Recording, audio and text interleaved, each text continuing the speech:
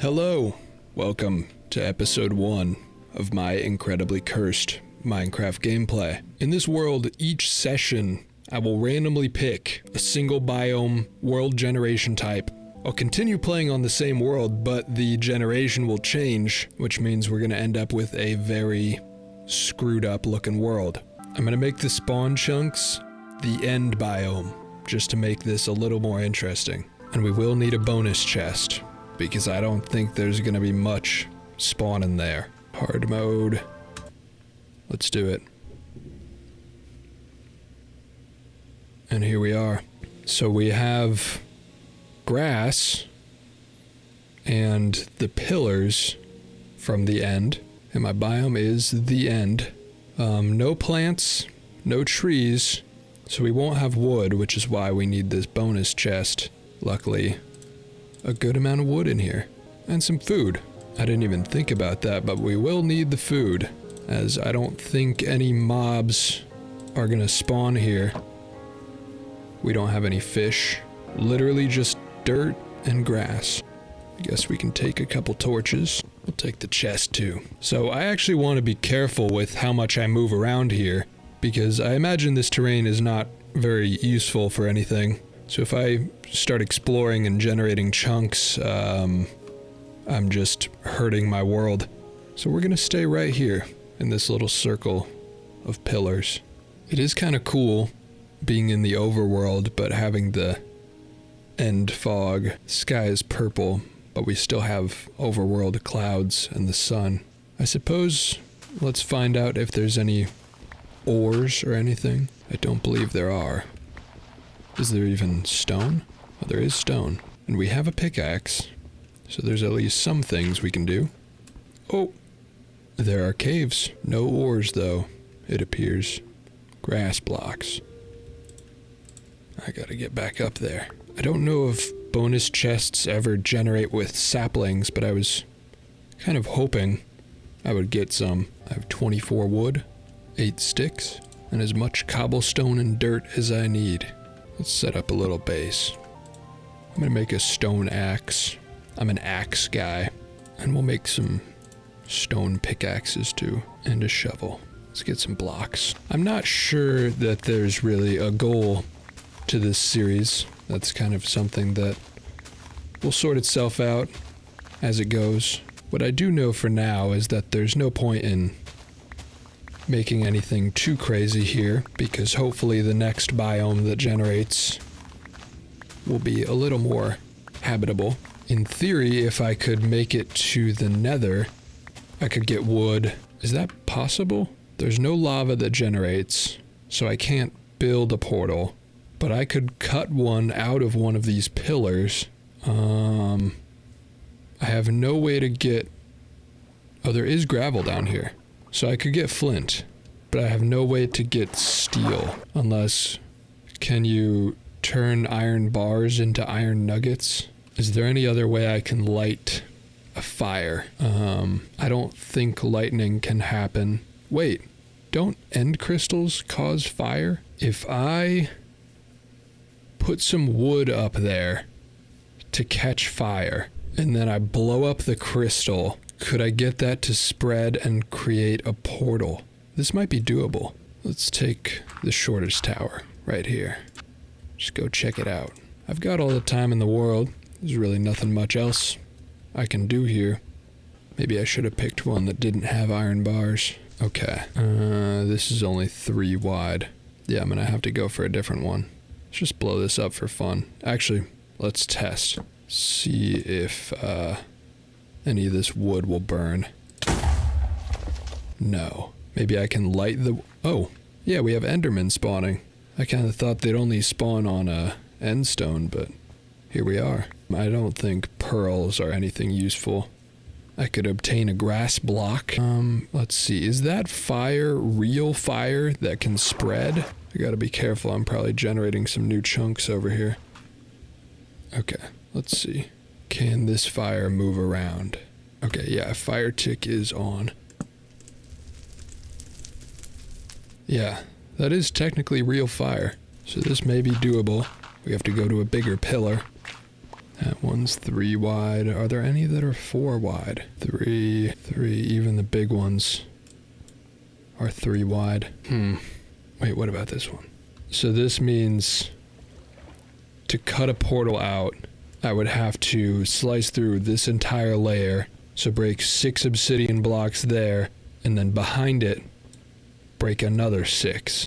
So I'm breaking 12 obsidian with a stone pickaxe.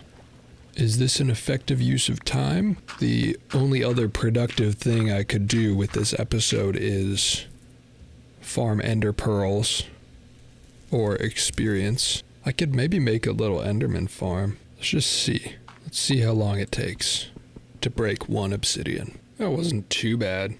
About a minute. I'm gonna keep mining and see if this wood catches. Okay, now that the basic concept of this playthrough has been explained, I think the actual content here is just using this as sort of a outlet. There's a lot of big YouTubers out there now starting like Call of Duty commentary channels, just some old school, slow playthroughs, but they just talk about life more than talking about the game. And I think that sounds like a relaxing thing to set up. What's on my mind today? I think what's on my mind a lot is the concept of freedom as the overarching, I guess, goal of my life past couple of years. How can I optimize my life in the best way to achieve freedom, however I define that? But optimizing your life for any specific goal in some ways maybe is the opposite of freedom. You know, say my goal is to have a couple acres off-grid out in the middle of nowhere, solar panels, and just have a house paid off, you know, have a good life, not have to stress about bills or having the highest paying job. But that's a very non-standard route, and also a very lonely route. Is that actually what I want? Or do I like the idea of it more than what the reality would actually be? Is stress even a bad thing? You know, would life feel pointless if I had what I'm calling freedom here? And you know, as I get older, I'm still a very young man, but as I get older, I'm realizing more that that's not really what I want. What makes life meaningful is a pursuit of something. And when you get it, you wonder, what do I do now, you know? That's why all kinds of rich people are depressed and doing all kinds of crazy stuff. Because what's the point? You won. You did it. So I'm thinking now, kind of restructuring my goals in life. Maybe there isn't even supposed to be a goal. There's just a path. My goal has always been this nebulous idea of freedom. But how do I restructure freedom as a goal into freedom as a path? Does any of this really make sense? Am I saying things that mean anything to anyone? Did that wood ever catch fire? It didn't. Maybe like that, it'll go. Anyway, all this to say, I'm thinking now that maybe what's more important in life is not having a clearly defined goal, but more so having clearly defined rules and values. How do I want to operate day to day? What's gonna give me a happy life this week instead of a happy life 5, 10, 20 years from now whenever I reach this goal? And I think it's really easy to get stuck in this mindset of, oh, well, I'll just deal with whatever today because it'll all be worth it in the future. I mean, it's such a cliche advice, but cliche advice is usually pretty true. It's not about the journey, or wait, it's about the journey, not the destination. And you know, you can hear that 1,000 times, but it doesn't really click. It doesn't really make sense. As humans, we're hardwired to work towards goals, but in an age where, you know, we're probably not going to starve. You know, generally, things are all right. Life is okay. And so in that whole of basic survival goals, you know, we naturally come up with new goalposts and choosing to base your happiness off of how many goals you've reached is never going to have you feeling satisfied, because when one's done, you just make a new one. And we all know this. I'm not saying anything crazy here, but why is it so hard to implement? I've been trying a lot harder recently to just enjoy each day rather than viewing it as a means to an end that I'll enjoy later. And I'd like to think I'm pretty good at that. The fact that I'm thinking about it at least is a good sign, I hope. But still, even now in this thought process, I'm formatting enjoying the moment rather than the goal as a goal. My goal is to one day stop caring about goals. Does that make any sense? I don't think it does. I don't know if I explained that very well at all, but explaining my thought processes is something I'd like to get better at through this series as well. I don't know which blocks fire can spread to, so I'm just gonna put them all here. And maybe if I blow this up, maybe that'll start a fire. Let's see. Nothing to life if you don't try, huh?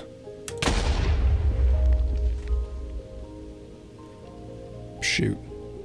Well, there's my sad failed nether portal. I don't know if I'm making it out of here in this episode. So for now, suppose the most productive thing I can do is get some ender pearls. Oh, they took my dirt block. First death of the series. Can they take cobblestone? I don't think so. So I don't know. I guess what I was saying before is sometimes it feels like living a life in pursuit of freedom is sometimes a restriction in itself. Trying to optimize everything and only make the right moves, when you might actually be happier if you just loosened up a little and realized that you're not going to make the right choice all the time, when it actually doesn't matter. And the happiness that you may achieve by finishing your goals sometime in the future is less than the happiness lost by kind of speed running that journey along the way to the destination. Does that make sense? It's just so easy, especially with the internet, to get caught up in doing things the best way because, it's easier than ever to be educated on things and to make good choices financially or starting your business or whatever. It's much easier than ever to get those things going at a very fast rate. You can see people doing that, and that leads to a bunch of stressed out young people trying to solve problems that they don't even need to be worrying about yet. I am 24 years old and I'm out here trying to figure out how I can buy a property in the next 3 months, and I have to do this right now or else I'm not going to be able to do anything I want to do, when I don't got to be worrying about all that.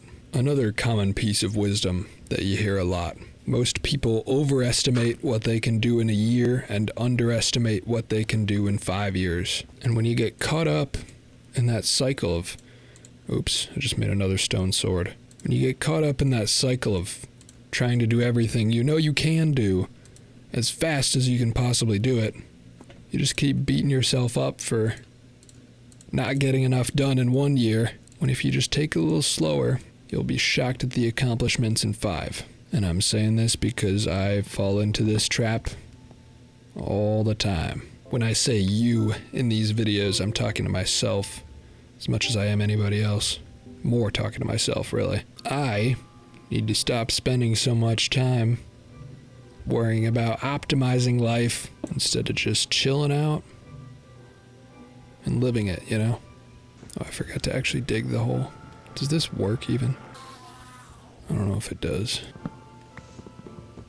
I'm building an Enderman trap here on very, very limited resources. Alright, let's see. Hey, it does work. Sick. Okay, I have a pit. I don't think that's nearly long enough, but somebody fell down. So, to give an example of what I'm talking about, right now I'm having trouble not wanting to over-optimize this video even. I know this video sucks. I'm just yapping and explaining myself in a poor manner. Not very interesting. I'm thinking about like, oh, if I get better at this, this is the first episode. People will come back and watch this later. I'm like, oh yeah, I should start really good right off the bat. I need to be good at this. When actually, like, if I don't just accept being bad at it, I'm never gonna make it, you know? I'm never gonna do any ideas if I can't get over being bad at them. Oh, I died. Yeah, I think the trap kind of does something, though. I'm trying to practice what I preach here by not playing optimally.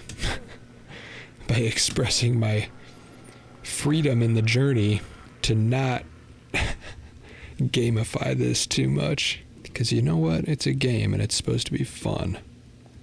And life can be fun too. You just gotta not overthink everything, you know? Alright, that's a thing that I built. They could teleport right here, but I don't really care.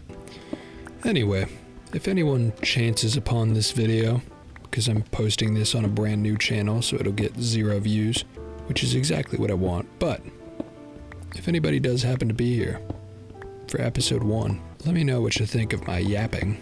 Does any of that make sense? Do you resonate? That other people living less optimized lives around you seems like they're having a better time, but I don't know. I don't even believe that. It's just, can't help but think about that sometimes. What would life be like if I cared less? I think everybody thinks about that. What a beautiful world this is. My cursed little hut. I like it. I guess I wasn't thinking about conserving wood. Okay, so I can only make 3 more tools after this pickaxe. And then I kind of can't do anything else before the next episode. I wonder what biome we'll get. In total, I believe there's like 60-something biomes. And a good chunk of them are either nether, end, or cave biomes. So those will be the real challenges, but you know, if we get something like a flower forest or something, then we'll have a pretty good time next episode. Regardless, it ought to be fun. Where's all the Endermen? Where are all my tall friends? Hello? Oh, there's one. Let's see if this even works. Okay. Come on in. He didn't die. Come on. Get in. I guess the more I get, they'll start pushing each other. Let's go down there. Oh yeah, dude. Not bad. Making an Enderman farm. Very first thing in the first episode of a survival playthrough. It's kind of funny. Anyway, I have almost a full stack of pearls. I've got 7 levels, even though I died like twice. I think it's worth eating at this point. 7 levels, I don't want to hunger reset that. Let's get back to full health. Oh, never mind. I'm out of food. So I think at this point, it may be optimal to call this session done and see what biome, what world generation we get for episode 2. Thank you for watching, if you've somehow happened upon this video, or if you're watching this in the future, say hi to all the future people for me. Goodbye, and go do something you want to do.